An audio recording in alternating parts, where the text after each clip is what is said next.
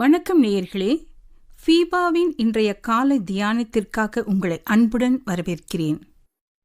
FIBA நேயர்களுக்கு அன்பின் வாழ்த்துக்களை தெரிவித்துக் கொள்கிறேன். இந்த நாளிலும் என்னாகமத்தின் புஸ்தகம் 3வது அதிகாரம் முதல் 13 வசனங்களிலிருந்து நம் கர்த்தருடைய வார்த்தையை தியானிக்க இருக்கிறோம்.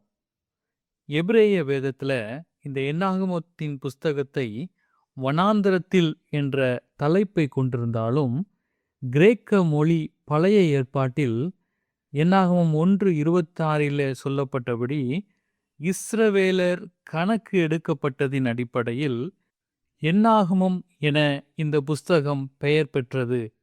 20 வயது முதல் படையில் சேர தகுந்த யாவரையும் கணக்கெடுக்கும்படி தேவன் கட்டளையிட்டார். மோசே மக்களை 4 பிரிவாக பிரித்தார். புத்த மத தலைவர் தலாய் லாமா குழந்தை பருவத்திலேயே தேர்ந்தெடுக்கப்படுகிறார்.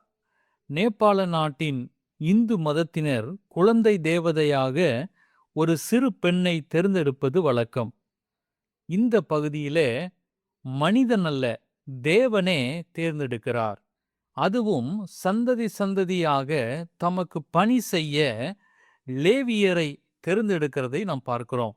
முதல் 4 வசனங்களை நாம் வாசிக்கும்போது அங்கே தேவன் தெரிந்தெடுக்கிறதை நாம் பார்க்கிறோம். வசனம் 5:11 தேவன் மோசேயிடம் ஆசாரிய ஊழியத்தை பற்றிய தமது எண்ணத்தை வெளிப்படுத்துகிறார். இஸ்ரவேலின் 12 கோத்திரங்களில் லேவியர் மக்களுக்கு வழிபாட்டு முறைகளில் உதவி செய்யும்படி பிரித்தெடுக்கப்படுகின்றனர்.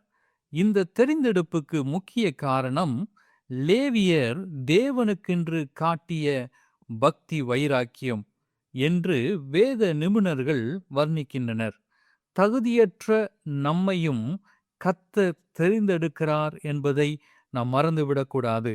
நம்முடைய வாழ்க்கையிலும் தேவன் நம்மை ரட்சித்ததற்கு ஒரு நோக்கம் உண்டு, நம்மை அழைத்ததற்கு ஒரு நோக்கம் உண்டு, நம்மை தெரிந்தெடுத்ததற்கு ஒரு நோக்கம் உண்டு.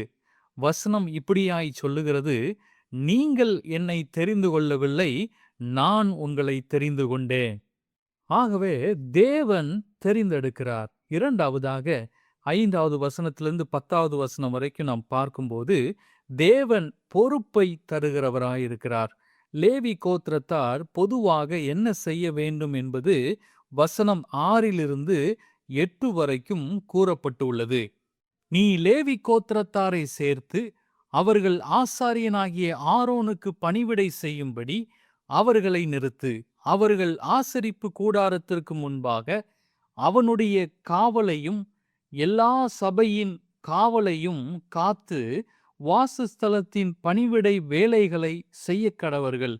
அவர்கள் ஆசரிப்பு கூடாரத்தின் தட்டு முட்டு முதலானவைகளையும் இஸ்ரவேல் புத்திரரின் காவலையும் காத்து வாசஸ்தலத்தின் பணிவிடைகளை செய்ய கடவர்கள் என்பது.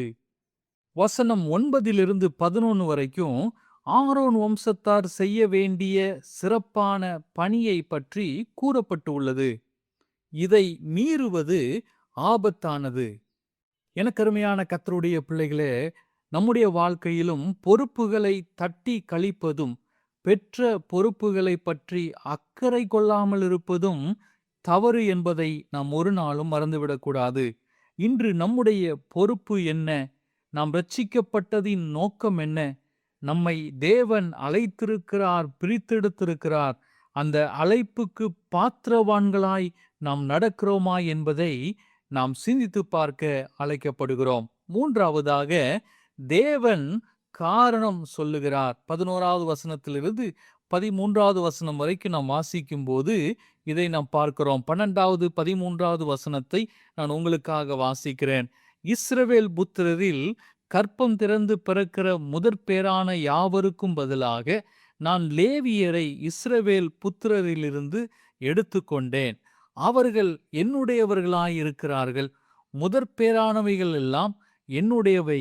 நான் எகிப்து தேசத்தில் முதற்பேரான யாவையும் சங்கரித்த நாளில் இஸ்ரவேலில் மனிதர் முதல் மிருக ஜீவம் மட்டுமுள்ள முதற்பேரான யாவரையும் எனக்கென்று பரிசுத்தப்படுத்ததினாலே அவைகள் என்னுடையவைகளாயிருக்கும். நான் கர்த்தர் என்கிறார். அழிக்கப்பட வேண்டியவர்களுக்கு பதிலாக அடையாளமாய் ஆண்டவர் சமூகத்தில் இருந்து தாங்களும் ஆராதித்து மற்றவர்கள் ஆராதிக்கவும் உதவ வேண்டும். நம் பாவங்களின் நிமித்தம் நாம் அழிவுக்குரியவர்கள் ஆயினும் நம்மை தமது பிள்ளையாக தேவன் மாற்றுகிறார். இப்போது நாம் அழிவுக்குரியவர்கள் அல்ல, நித்திய வாழ்வுக்குரியவர்கள் என்பதை கர்த்தர் இங்கே நமக்கு வெளிப்படுத்துகிறார். எனக்கு அருமையானவர்களே, லேவி கோத்திரம் மட்டுமல்ல, விசுவாசிகள் எல்லாருமே தெரிந்தெடுக்கப்பட்ட ஆசாரியர்கள். நமது பொறுப்பு என்ன என்பதை நாம் சிந்தித்து இந்த ஆண்டிலே அதை நிறைவேற்றுவதற்கு கர்த்தர் நம் ஒவ்வொருவருக்கும் உதவி செய்வாராக. ஆமென். இன்றைய காலை தியானத்தில் பங்கேற்றமைக்காக நன்றி. உங்களது கருத்துக்களை பகிர்ந்து கொள்ளவோ மேலும் விவரங்கள் அறிந்து கொள்ளவோ 9458585042 என்ற எண்ணிற்கோ அல்லது info@fibaonline.org தொடர்பு கொள்ளவும். தேவன் தாமே உங்களை ஆசீர்வதிப்பாராக. ஆமேன்.